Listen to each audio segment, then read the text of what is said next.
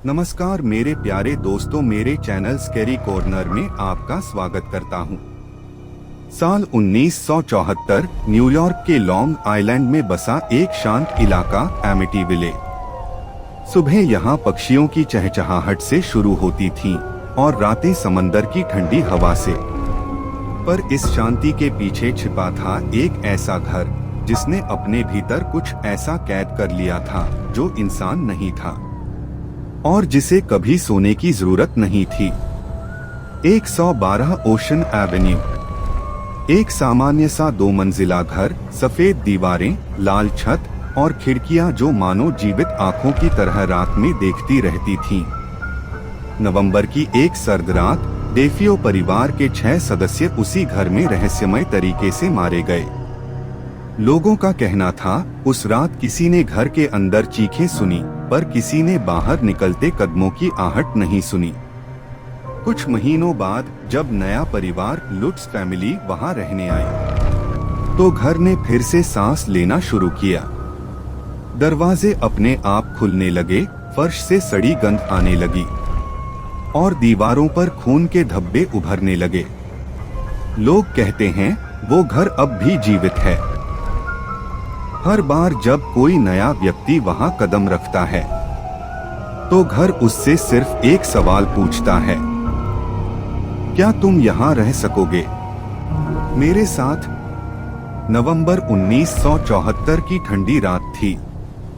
New York के छोटे से कस्बे एमिटीविले में सन्नाटा पसरा हुआ था। सड़कें खाली थीं, समंदर की हवा में नमी थी और 112 ओशन एवेन्यू पर बने एक सुंदर से घर की खिड़कियों के पीछे मौत चल रही थी। उस घर में रोनाल्ड डेफियो जूनियर अपने परिवार के साथ रहता था, माता पिता और 4 भाई बहन। आधी रात को पड़ोसियों ने कुछ अजीब सुना, लगातार 6 गोलियों की आवाजें। पर किसी ने बाहर निकलकर नहीं देखा क्योंकि ठंड बहुत तेज थी और सबने सोचा कि शायद पटाखे होंगे। अगली सुबह जब पुलिस पहुंची तो नजारा ऐसा था कि कोई भी सिपाही उसे भूल नहीं सका। हर सदस्य, माँ, पिता और बच्चे अपने अपने बेड पर मरे पड़े थे। किसी के शरीर पर संघर्ष के निशान नहीं थे, किसी ने भागने की कोशिश नहीं की थी। जैसे सभी को नींद में ही मौत ने छू लिया हो। रोनाल्ड यानी बड़े बेटे ने कहा कि घर में आवाजें थीं जो मुझसे कह रही थीं, सबको खत्म कर दो। लेकिन अदालत ने उसे पागल घोषित कर जेल भेज दिया। घर खाली पड़ा रहा, पर वो घर अब भी जिंदा था। कुछ महीनों बाद दिसंबर 1975, एक नया परिवार जॉर्ज और कैथी लुट्स सस्ती डील देखकर वही घर खरीद लेते हैं। 3 बच्चे, नया जीवन और पुरानी दीवारों के बीच नई शुरुआत। लेकिन पहली रात से ही कुछ अजीब शुरू हो गया।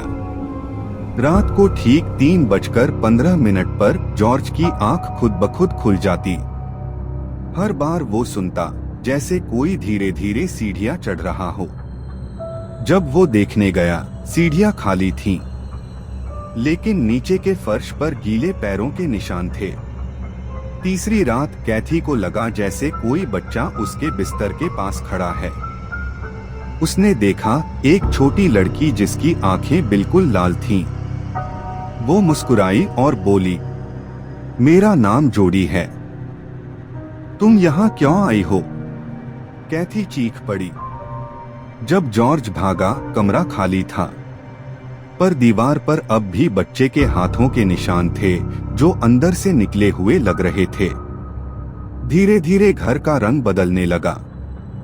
हर सुबह जॉर्ज को लगता जैसे घर के अंदर तापमान अचानक गिर जाता है। सांसें धुंध बन जाती और दीवारों से एक अजीब सी बदबू आने लगती। बच्चों ने कहना शुरू कर दिया, पापा, वो जोड़ी फिर आई थी। उसने कहा कि वो हमें यहाँ से जाने नहीं देगी। एक शाम जब जॉर्ज ने तहखाने का दरवाजा खोला, उसे दीवार पर लाल रंग से बने पुराने निशान दिखे जो मानो किसी धार्मिक चिन्ह की तरह थे। नीचे से किसी ने धीमे से कहा, वेलकम बैक जॉर्ज। उसकी रगों में खून जम गया। वो बाहर भागा, पर दरवाजा अपने आप बंद हो गया और बाहर हवा में गूंजी वही आवाज, यह घर तुम्हारा नहीं है, ये मेरा है।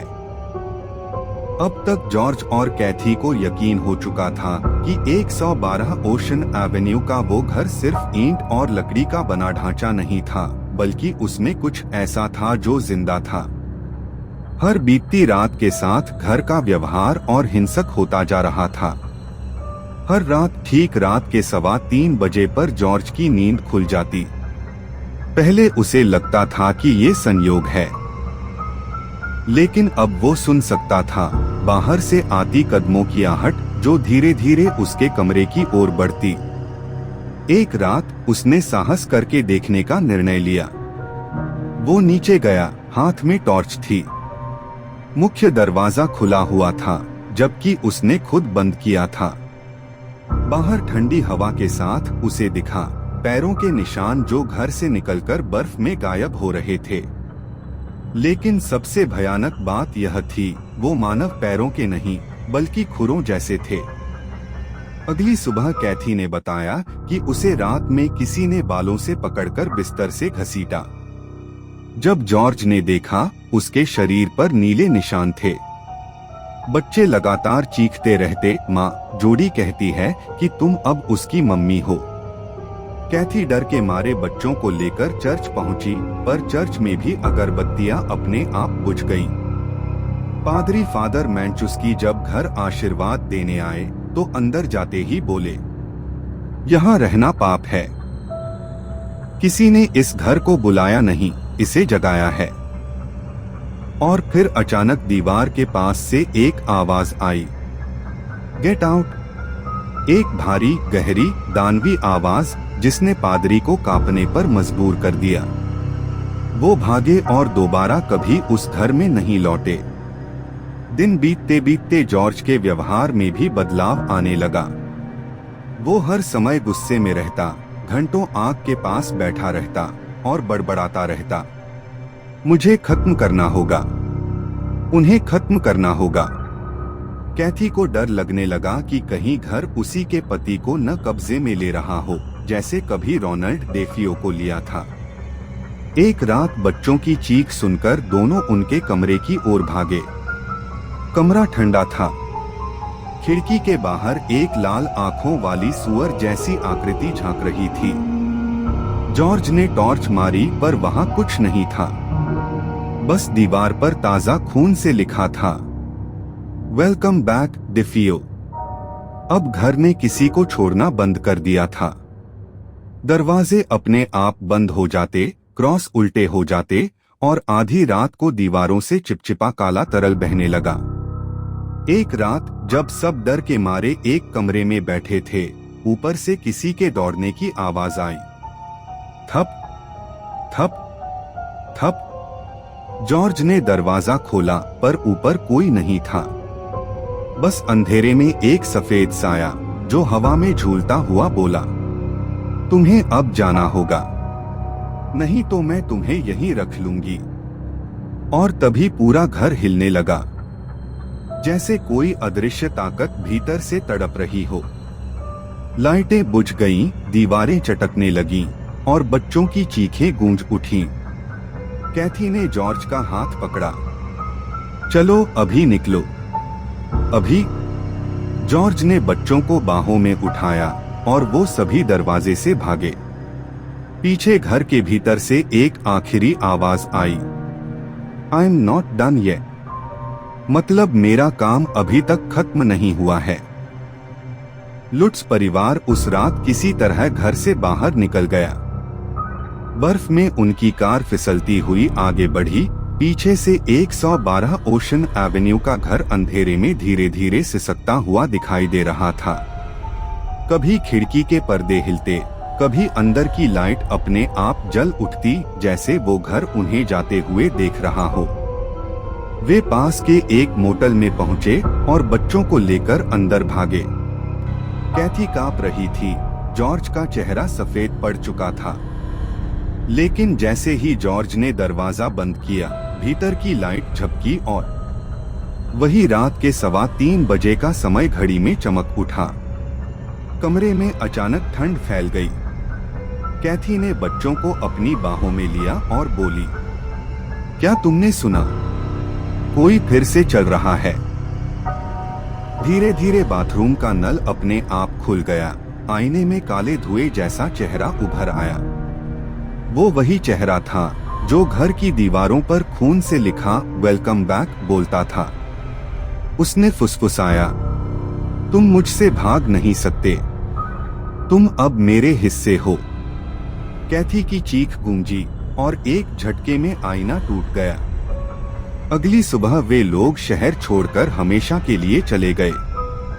जब पुलिस और पैरानॉर्मल इन्वेस्टिगेशन टीम ने घर की जांच की तो तहखाने में उन्हें कुछ प्राचीन धार्मिक प्रतीक, काले मोमबत्तियों के अवशेष और एक गुप्त कमरा मिला जहां दीवार पर एक ही वाक्य लिखा था, द डेविल लाइव्स हियर, मतलब शैतान यह रहता है। कैथी और जॉर्ज ने बाद में कहा कि उस कमरे से गंध आती थी जैसे किसी जानवर की लाश सड़ रही हो और वहां तापमान हमेशा 0 से नीचे रहता था। कई बार फोटो खींचने पर कैमरा अपने आप बंद हो जाता था या तस्वीरों में चेहरों के पीछे धुंधले साए दिखते थे। कुछ महीनों बाद जब घर फिर से बेचा गया, नए लोगों ने दावा किया कि उन्हें कोई अलौकिक अनुभव नहीं हुआ। पर स्थानीय लोग कहते हैं, जो घर को मानता नहीं, घर उसे छोड़ देता है, और जो मानता है उसे घर हमेशा याद रखता है। सालों बाद जब एक रिपोर्टर उस घर के बाहर खड़ा इंटरव्यू कर रहा था, तभी पीछे की खिड़की में एक सफेद आकृति झलकी, बिल्कुल वैसी जैसी कैथी ने उस रात देखी थी। कैमरा बंद हो गया और हवा में फिर वही आवाज सुनाई दी, इट्स स्टिल माई होम, यह अभी तक मेरा घर है। उस घर की खिड़कियां आज भी आधी रात को लाल चमकती हैं, जैसे किसी की आंखें अब भी निगरानी कर रही हों। कहते हैं, जो भी उस घर का असली सच जानने की कोशिश करता है, उसे हर रात ठीक 3:15 पर किसी के कदमों की आहट सुनाई देती है और वो समझ जाता है, एमिटी वैली, एमिटीविले का श्राप कभी खत्म नहीं हुआ। कुछ घर सिर्फ जगह नहीं होते, वो आत्माएं होते हैं जो कभी नहीं मरते। एमिटी वैली का श्राप सिर्फ एक घर की कहानी नहीं थी, बल्कि एक ऐसी अदृश्य शक्ति की दास्तान थी जो इंसान के भय से ताकत पाती है। लुट्स परिवार वहां से चला गया, पर उस घर की खिड़कियां अब भी रात में लाल आंखों की तरह चमकती हैं, जैसे कोई अब भी भीतर कैद आत्मा बाहर झांक रही हो। कहते हैं, जो भी 112 ओशन एवेन्यू में एक रात बिताता है, वो दोबारा पहले जैसा नहीं रहता, क्योंकि घर उसका एक हिस्सा अपने अंदर समा लेता है। पुलिस ने चाहे सबूत मिटा दिए हों, लेकिन वहां की दीवारें अब भी फुसफुसाती हैं और हवा अब भी ठंडी सिसकियों से भरी रहती है। कभी कभी राहगीर उस घर के पास से गुजरते हैं तो उन्हें हल्की सी हंसी सुनाई देती है और फिर एक धीमी सी आवाज, तुम आ गए, मैं तुम्हारा इंतजार कर रही थी। कुछ दरवाजे बंद नहीं होते, क्योंकि उन्हें खोलने वाले अब भी वही हैं। आशा करता हूँ कि आपको यह कहानी पसंद आई होगी और मैं धन्यवाद करना चाहूँगा हमारे नए सदस्य का, जिन्होंने हमारी पिछली कहानी पर अपनी मूल्यवान प्रतिक्रिया दी थी। इनका भी एक YouTube चैनल है जिसका नाम है वॉइस ऑफ इमेजिनेशन, जो कि बहुत ही प्यारे वीडियोस डालते हैं। मैंने इनके चैनल की लिंक डिस्क्रिप्शन बॉक्स में डाल दी है, कृपया एक बार इनका चैनल भी जरूर देख ले। और मैं अपने सभी प्यारे सदस्यों का धन्यवाद करता हूँ जो अपना कीमती समय निकालकर कहानी सुनते हैं। मिलते हैं अगली कहानी पर। गणपति बाप्पा मौर्य।